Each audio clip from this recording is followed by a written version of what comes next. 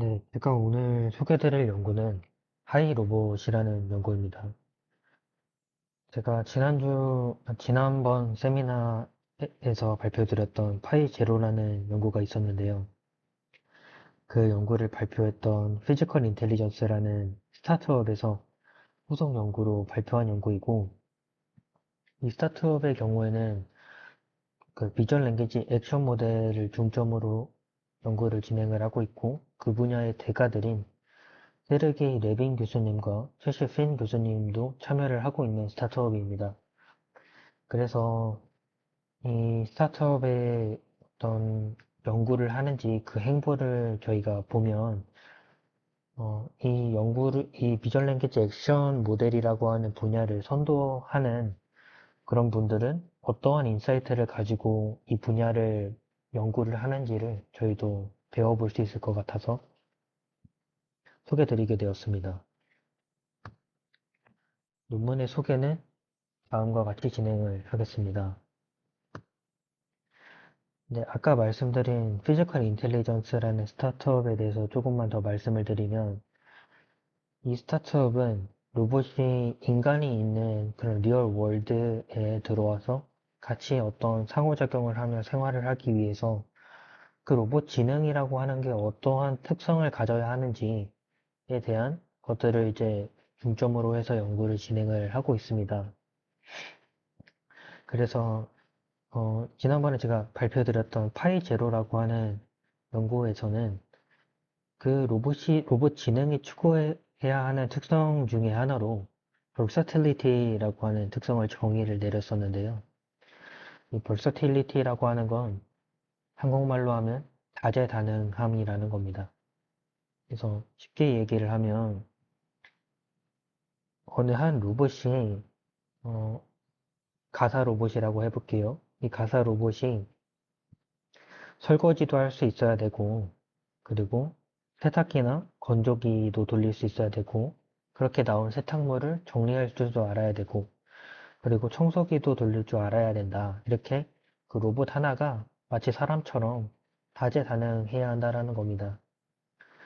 그리고 이제 후속적으로 발표한 이 하이 로봇이라는 연구는 그런 특성 중에 하나로 새롭게 flexibility라는 특성을 정의를 했어요. 그래서 유연해야 된다. 로봇이라는 건 유연해야 된다라는 것을 컨셉으로 연구를 진행을 했습니다. 그러면 이 연구에서 가장 중요한 건 그럼 이 유연함이라고 하는 것을 어떻게 정의할지가 되겠죠. 그래야 유연한 로봇을 만드는 연구를 시작을 할 수 있을 테니까요. 그래서 이 유연함이라는 것을 하이 로봇이라는 연구에서 두 가지 방식으로 정의를 내립니다. 첫 번째는 태스크에 대해서 다양한 입력을 가져야 한다는 것. 두 번째는 태스크 수행을 함에 있어서 유저의 피드백이 들어왔을 때 그것에 대한 능동적인 대응이 가능해야 한다는 것입니다. 근데 저는 그 유연함의 특성 중에 두 번째로 정의한 특성에 대해서는 직관적으로 와닿았었는데 첫 번째 특성에 대한 것은 직관적으로 이해가 되질 않았습니다. 다양한 입력이 왜 유연함을 대변하는가? 이거는 이제 아래 그림으로 조금 설명을 드릴 수 있을 것 같은데, 이제 어떤 사람이 있고, 어, 그 로봇이 있다라고 가정을 해볼게요. 근데 이 로봇은 속된 말로 꽉 막힌 로봇인 겁니다. 정말 융통성이라고는 없는 꽉 막힌 로봇이라고 가정을 했을 때, 이 로봇에게 샌드위치를 만들어줘라고 유저가 요구를 하면, 이 로봇은 그것을 알아들을 수가 없습니다. 이 로봇에게는 샌드위치를 만드는 과정, 그 호밀빵을 잡아줘. 호밀빵을 도마 위에 올려줘. 그 다음에 빵 위에 햄을 올리고 또 치즈를 올려줘. 이런 식으로 그 과정을 다 얘기를 해줘야 된다는 거예요. 샌드위치를 만들어줘라는 그런 어떤 그 명령 하나만으로도 그 안에 수많은 태스크가 들어있는 명령을 처리를 하지 못한다는 겁니다. 그러면 이건 유저 입장에서 어떠한 그 제약이 걸리는 거냐면 이 로봇에게 요구할 수 있는 그런 지시사항에 제한이 생긴다는 겁니다. 그래서 이 태스크에 대한 다양한 입력은 뭐 태스크에 대해서 유저가 어떤 표현할 수 있는 그 입력이 다양하게 가져갈 수 있다라는 것을 의미합니다. 근데 사람은 이런 것들이 전부 다 가능하다라는 거죠. 예를 들어서 커피숍에서 근무하는 사람은 어떤 손님이 와서 달달한 음료를 만들어 줄 수 있습니까? 하면은 그 카페에 메뉴가 많겠지만 아메리카노도 있고 여러 개가 있겠지만 그 중에 달달한 음료를 추천해 줄 수도 있고 아니면은 달달한 음료가 하나밖에 없으면은 그 달달한 음료를 만들어 줄 수도 있겠죠.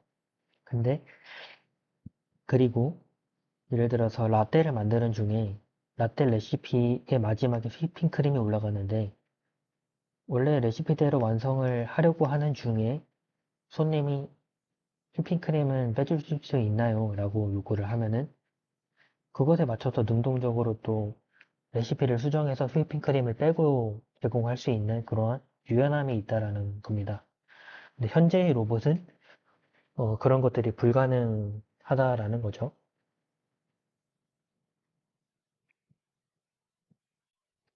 그래서 이 하이 로봇이라는 연구는 그런 것을 해결하기 위해서 계층적 구조로 사람과 상호작용이 가능한 로봇 시스템을 만들었다는 건데 이와 관련된 연구는 두 가지로 나눠볼 수가 있을 것 같습니다. 첫 번째는 그 비전 랭귀지 모델을 통해서 직접 로봇을 제어하고자 하는 연구가 있을 것이고 두 번째는 비전 랭귀지 모델을 통해서 하이라키컬하게 그런 계층적 구조를 활용하는 그래서 그 하이 레벨의 플래닝을 어떻게 할지에 관한 연구가 되겠습니다. 먼저 첫 번째부터 살펴보면 비전 랭귀지 모델을 통해서 직접 로봇을 제어하는 연구들 같은 경우에는 이미 많은 연구가 진행이 되어 있습니다. 그래서 로봇 데이터를 가지고 비전 랭귀지 모델을 파인 튜닝을 해서 원래 비전 랭귀지 모델은 아웃풋으로 출력으로 이미지 또는 텍스트 기반의 그 출력물밖에 생성을 못 하잖아요. 근데 이제 어떤 로봇을 제어할 수 있는 신호를 생성할 수 있게 파인 튜닝을 하는 연구들이고 그래서 대표적으로 RT1, RT2, RTX 이렇게 RT 계열 모델들이 있고 오픈VLA라는 연구도 있고요. 옥토라는 연구도 있고 그리고 이 연구의 베이스 모델, 그 베이스 백본 모델로 사용되는 파이제로라고 하는 연구도 있습니다. 근데 이제 이러한 연구들 같은 경우에는 어, 굉장히 단순한 명령들을 주로 다룬다라는 거죠. 여기서 단순한 명령이라고 하면 어, 이 논문에서는 automate command라고 해서 원자적 명령, 즉 그 명령 리시먼 자체가 쪼개질 수 없는 명령이라는 겁니다. 예를 들어서 콜라캔을 잡아라라고 하는 거는 쪼개지지 않는 명령어잖아요. 근데 콜라캔을 컵에 따라줘라고 하면은 콜라캔을 잡고 콜라캔을 딴 다음에 그걸 다시 컵에다가 붓는 그런 여러 가지 서브 태스크로 나눠질 수 있기 때문에 그런 어떤 서브 태스크로 나눠지지 않는 그런 원자적 명령에 대해서 다룬다라고 하는 겁니다.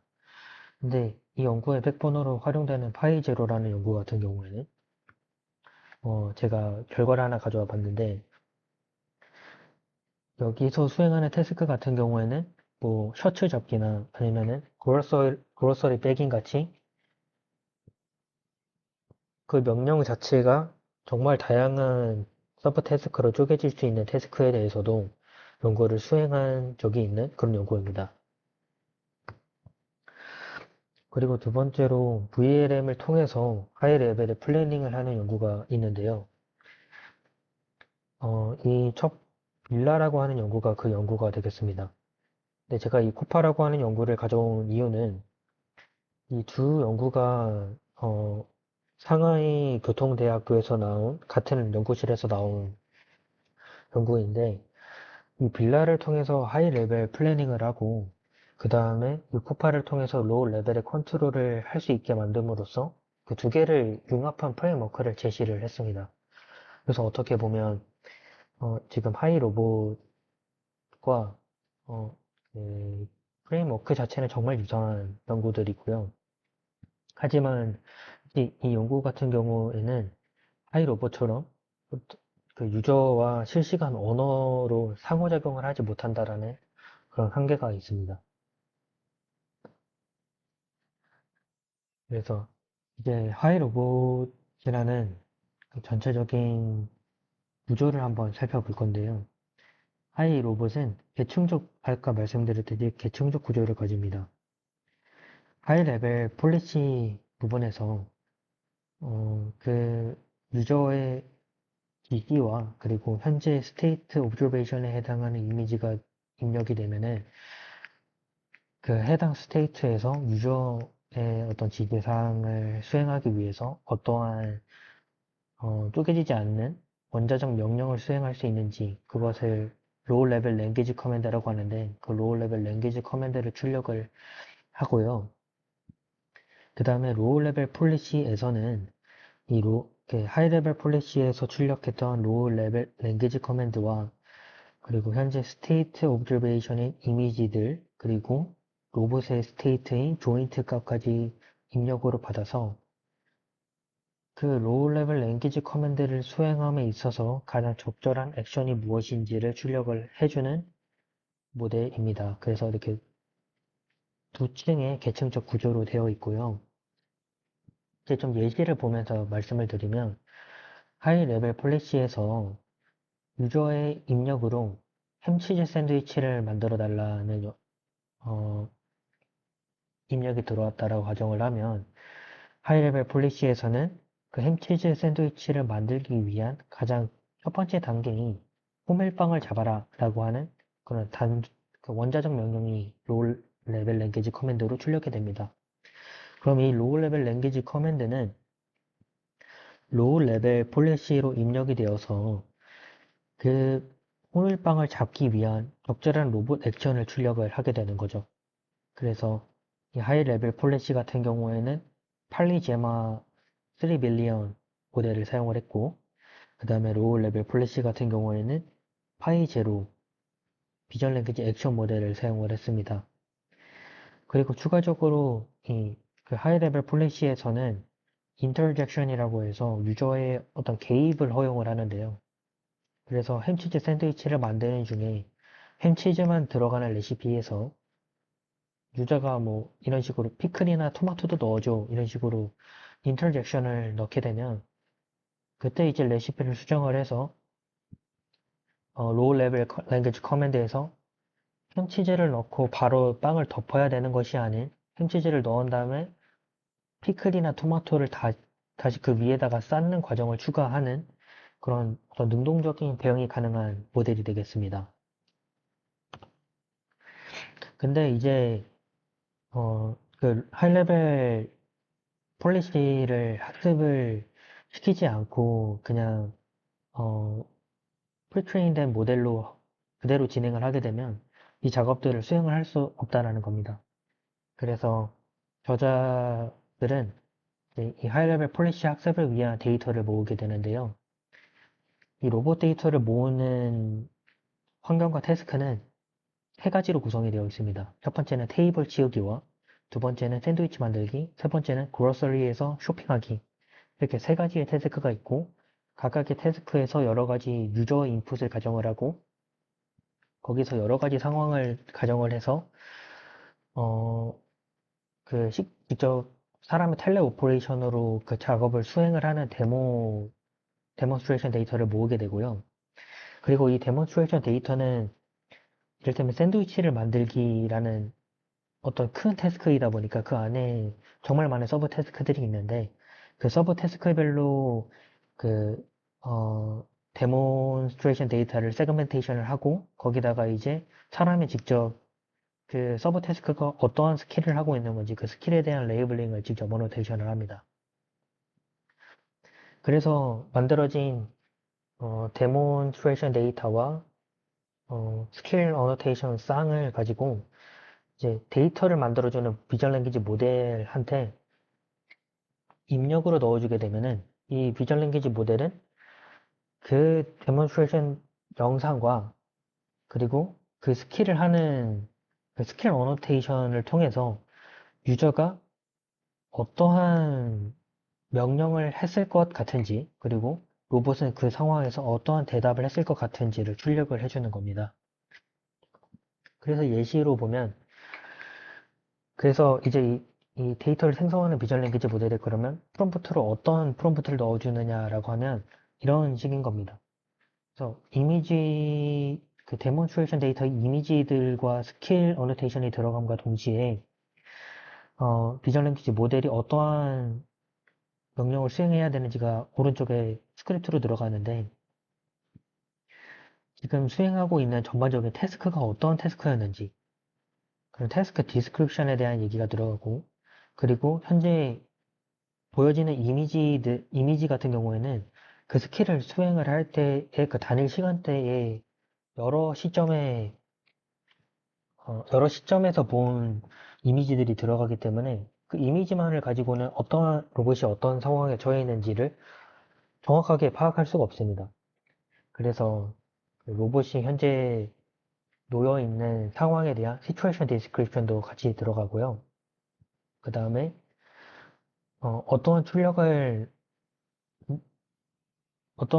하면 되는지에 대한 요구가 들어갑니다. 그래서 유저가 이 로봇에게 이 상황에서 할 수 있는 어떤 자연스러운 요청 또는 명령을 출력할 수 있도록 그리고 그 요청에 대해서 로봇이 적절한 응답을 할 수 있도록 그런 응답에 대해서 출력할 수 있도록 그런 출력을 요구하게 되고요. 근데 이제 그 유저가 로봇에게 할 수 있는 그런 요청과 명령 그리고 그 요청에 대한 로봇의 적절한 응답이 그 가이드라인을 정해주지 않으면 정말 다양하게 나오기 때문에 그것에 대한 가이드라인을 같이 제공을 해줍니다. 그래서 유저의 명령 같은 경우에는 네 가지 타입으로 카테고리화 할 수 있고요. 기본 지시, 부정적 작업, 그리고 상황적인 수정, 그 다음에 특정 제약 조건 이렇게 네 가지가 들어가게 되고 각각에 대해서 예시를 좀 들어드리면 기본 지시 같은 경우에는 맨 처음에 들어가는 지시 같은 것들이 될 수 있습니다. 뭐 달콤한 것을 먹고 싶어 라거나 아니면 초콜릿을 잡아줘 같은 그런 기본적인 지시가 이제 되겠고 부정적인 작업 같은 경우에는 달콤한 것을 먹고 싶다고 했을 때 초콜릿을 잡으러 간다고 하면은 초콜릿 말고 내가 사탕을 더 먹고 싶으면 사탕을 잡아줘라고 얘기를 한다거나 상황적 수정 같은 경우에는 초콜릿을 먹고 싶은 건 맞는데 예를 들어서 키캣을 잡으러 가면 나는 2X를 먹고 싶으니까 그 오른쪽에 있는 초콜릿을 잡아줘 이런 식으로 하는 그런 상황적인 수정이 될 수가 있고 특정 제약 조건 같은 경우에는 나는 초콜릿 알러지가 있어 이렇게 하면은 초콜릿을 잡으러 가는 상황에서도 뭐 사탕을 잡아준다거나 아니면 다른 젤리를 잡아준다거나 하는 그런 명령을 수행을 할 수 있게 그런 여러 가지 그 상황을 제시하는 카테고리들이 있고요. 그것에 따라서 로봇 스패치 같은 경우에도 로봇의 적절한 응답 같은 경우에도 세 가지의 유형으로 정의가 되어 있습니다. 뭐 단순히 확인하는 거, 초콜릿을 잡아달라고 하면은 네, 초콜릿을 잡겠습니다. 라고 하는 그런 어떤 체킹 리스폰스가 있겠고요. 두 번째는 명확화 요청이라고 해서 초콜릿을 잡아줘라고 했을 때 로봇이 현재 파악할 수 있는 초콜릿이 여러 개가 있으면은 그 중에서 어떤 초콜릿을 원하느냐 이렇게 조금 더 명확한 명령에 대한 명확한 정보를 얻을 수 있게 요청을 하는 그런 응답도 있을 수 있고 마지막으로 오류 처리라고 해서 현재 태스크를 수행하다가 오류가 발생했을 때 그것에 대한 응답을 주는 그런 응답 유형으로 있겠습니다. 그래서 이렇게 생성한 데이터를 가지고 이제 하이레벨 폴리시를 학습을 시키게 됐고요. 아까 현재 스테이트 옵저베이션에 해당하는 이미지들과 그것에 대한 어노테이션이 스킬이 데이터 제너레이션을 하는 비전 랭귀지 모델에 들어가서 그 상황에서의 적절한 유저 인풋과 로봇 스피치를 출력을 한다라고 했잖아요. 그래서 이제 이걸로 하이레벨 폴리시를 학습을 시킬 때는 어, 그 현재 스테이트 오브저베이션에 해당하는 이미지들과 그 상황에서 유저의 인풋, 유저의 지시 상황, 그 상황에서 할 수 있는 유저의 지시 상황이 짝을 이루어서 하이레벨 폴리시에 입력이 되게 되면은 그것의 출력으로 어, 스킬과 그리고 그 유저의 어떤 지시사항의 응답으로서의 로봇 스피치를 출력할 수 있도록 하는 것으로 이제 하이레벨 폴리시를 학습을 시키게 됩니다. 그래서 전체적인 구조를 다시 보면 이렇게 이런 계층적 구조로 되어 있고 여기서 데이터 셋을 생성을 해서 하이레벨 폴리시까지 학습을 시켜서 모델을 구성을 했다라고 요약을 드릴 수 있을 것 같습니다. 이제 실험 부분을 말씀드리면은 하드웨어 같은 경우에는 이렇게 세 가지 로봇을 사용했다라고 하고요.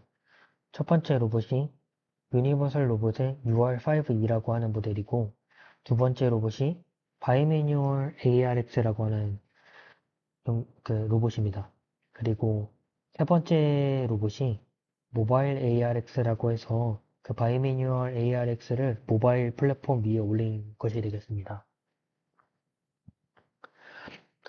그리고 실험은 아까 데이터셋을 모았던 어, 환경과 동일한 태스크 세 가지로 구성이 되는데요. 첫 번째는 테이블 버싱이라고 해서 테이블 정리를 하는 건데 이제 뭐 쓰레기 같은 거는 쓰레기통에 넣고 그리고 다시 재사용할 식기나 어떤 접시 같은 거는 정리 상자에 넣는 작업을 일컫고요. 그래서 그 테이블을 치우는 과정에서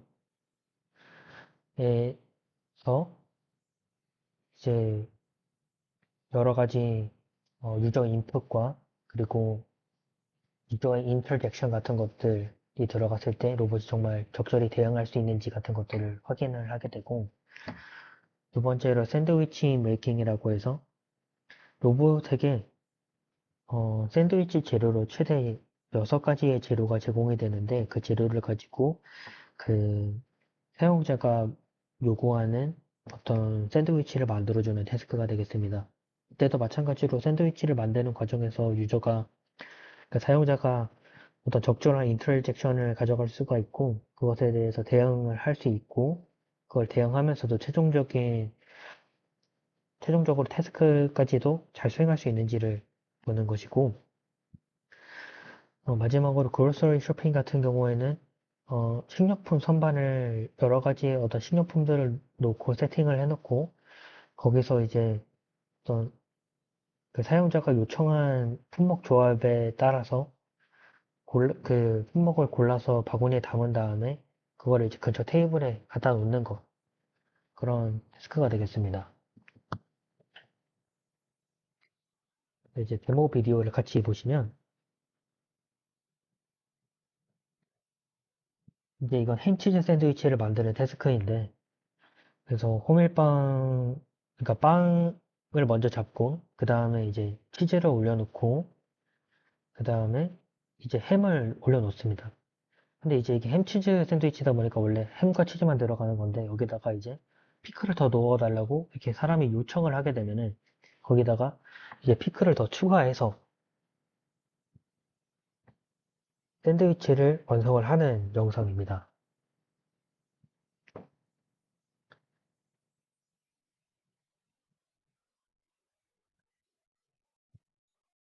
그래서 이제 실험적인 어떤 경영적인 결과를 살펴보면 먼저 비교되는 모델들을 살펴보면 플랫 VLA라고 해서 파이 제로만을 사용한 모델입니다.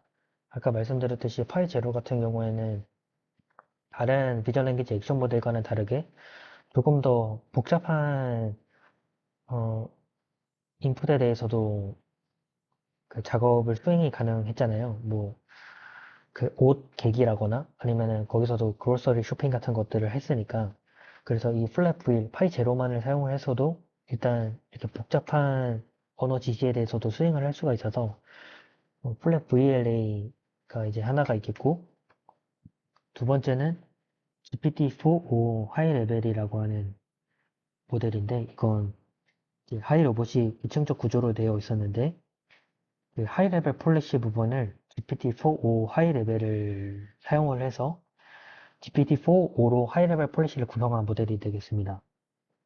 근데 이때 이 GPT-4o는 하이 레벨 폴리시를 학습시켰던 데이터로 추가적인 학습은 진행을 하지 않고 그냥 GPT-4o만을 사용을 했고요.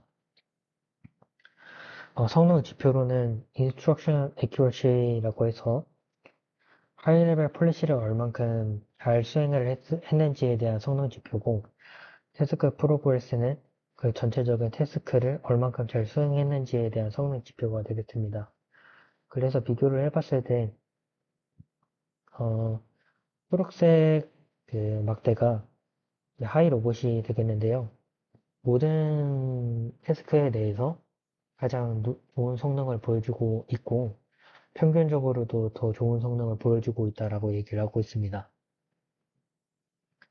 Instruction Accuracy 같은 경우에도 그냥 GPT-4o 모델을 사용해서 하이레벨 폴리시를 수행한 것보다는 하이 로봇이 더 잘 나오는 것을 볼 수가 있고, 제 개인적인 의견으로는 결국에는 지금 수행하는 태스크에 대해서 이 하이레벨 폴리시를 학습을 시킨 거잖아요. 하이 로봇이라고 하는 게. 그래서 당연히 더 잘 나올 수밖에 없지 않을까라는 생각이 들었습니다. 그리고 이제 그 생성된 데이터를 사용하는 것에 대한 에벌레이션인데요. 그래서 이 생성된 데이터로 학습을 시켰을 때와 안 시켰을 때의 성능 차이를 보면은 크게 나타나는 것을 확인할 수가 있습니다. 이게 앞서 봤던 어떻게 보면 그 GPT-4o 모델만을 사용했을 때와 결과와 여기서 학습을 시키지 않은 모델의 결과가 어떻게 보면 성능적으로는 유사하다고 볼 수 있는데, 그래서 신테틱 데이터를 사용을 했을 때 성능이 올라간 걸 봐서 GPT-4o도 신테틱 데이터로 학습을 시킬 수가 있다면 더 성능이 올라가지 않을까 싶기도 하고요. 추가적으로 이제 그 계층적 구조를 사용했을 때 얼마나 좋으냐라고 했을 때 그 파이 제로만 사용한 플랫 VLA 모델보다 지금 하이 로봇이 더 높은 성능을 보이는 것으로 봐서 계층적 구조를 사용한 이 폴리시가 더 좋은 성능을 보이고 있다라고 이야기를 하고 있습니다. 라는 것을 이제 알 수가 있습니다. 그래서 결론적으로는 이 하이로봇이라는 연구는 로봇이 인간의 어떤 복잡한 언어 지리를 이해를 하고 그리고 유저가 실시간으로 개입을 하면서 피드백을 했을 때 그것을 능동적으로 대응할 수 있는 결정적 로봇 시스템을 제안을 했다라는 것이 이제 어떤 컨트리뷰션이 되겠고요. 그리고 다양한 로봇 플랫폼, 한 가지의 로봇 플랫폼이 아닌 세 가지의 로봇 플랫폼을 사용을 해서 다양한 로봇 플랫폼에서도 충분히 활용이 가능하다라는 것을 보였습니다. 하지만 조금 아쉬운 점은 데이터셋을 모을 때 어느 정도의 데이터셋을 모았는지 그리고